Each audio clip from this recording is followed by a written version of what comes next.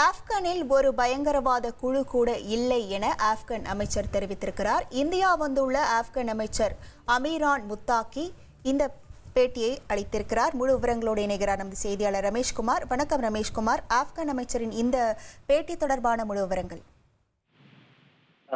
ஆப்கான் நாட்டினுடைய வெளியுறவு அமைச்சர் அமீர்கான் முத்தாக்கி இன்று இந்திய வெளியுறவு அமைச்சர் ஜெய்சங்கரை சந்தித்து இருதரப்பு உறவுகள் தொடர்பாக பேச்சுவார்த்தை நடத்தினார்.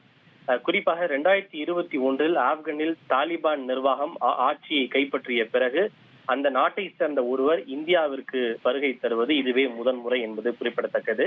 இந்திய வெளியுறவு அமைச்சர் ஜெய்சங்கரின் அழைப்பை ஏற்றுதான் அவர் இந்தியா வந்திருக்கிறார். குறிப்பாக இந்தியா வந்திருக்கக்கூடிய இந்த வெளியுறவு அமைச்சர் அமீர்கான் முத்தாக்கி ஐநாவினுடைய தடை செய்யப்பட்ட பயங்கரவாத பட்டியலில் இருக்கிறார் என்பதும் குறிப்பிடத்தக்கது.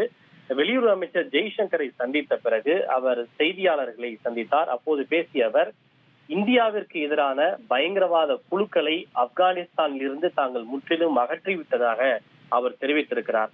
இன்று காலை ஜெய்சங்கருடன் பேசிய போது கூட அவர் என்ன தெரிவித்தார் என்றால், இந்தியா எங்களுடைய நல்ல நண்பனாக, நெருங்கிய நண்பனாக இருக்கிறது. நாங்கள் எப்போதும் இந்தியாவுக்கு ஆதரவாக துணை நிற்போம். ஒருபோதும் இந்தியாவிற்கு எதிராக நாங்கள் செல்ல மாட்டோம். இந்தியாவுடன் எப்போதும் நல்ல உறவையே விரும்புகிறோம். மேலும் இந்தியாவுடனான உறவை மதிப்பு மிக்கதாக நாங்கள் கருதுகிறோம் என தெரிவித்திருந்தார்.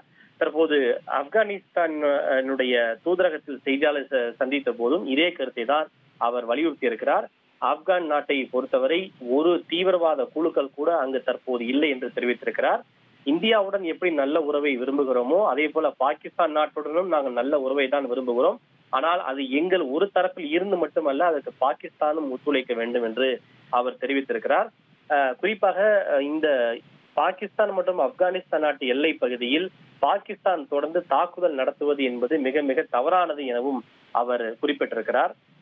இது மட்டுமின்றி ஆப்கானிஸ்தானில் பல சுரங்க திட்டங்களை செயல்படுத்துவதற்கு வருமாறு இந்தியாவிற்கு நாங்கள் அழைப்பு விடுத்திருக்கிறோம் என்பதையும் அவர் தெளிவுபடுத்தியிருக்கிறார்.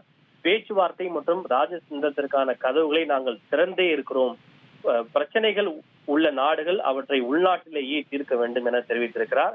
அதே போல ஆப்கான் நாட்டோடு விளையாடுவதை பாகிஸ்தான் நிறுத்திக் கொள்ள வேண்டும் எனவும் அவர் தெரிவித்திருக்கிறார்.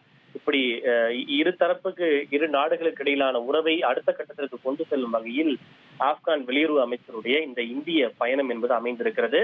ஆப்கான் நாட்டு மண்ணை பிற நாடுகளுக்கு எதிராக பயன்படுத்த நாங்கள் ஒருபோதும் அனுமதிக்க மாட்டோம். குறிப்பாக இந்தியாவிற்கு எதிரான நடவடிக்கைகளை பயன்படுத்த ஆப்கான் மண்ணை நாங்கள் ஒருபோதும் அனுமதிக்க மாட்டோம் என்பதையும் அவர் திட்டவட்டமாக தெரிவித்திருக்கிறார். உங்கள் முழு விவரங்களுக்கு நன்றி ரமேஷ்குமார். உங்கள் தந்திவன் தொலைக்காட்சியில் தெனாலிராமன் தினமும் மாலை 6 மணிக்கு காண தவறாதீர்கள்.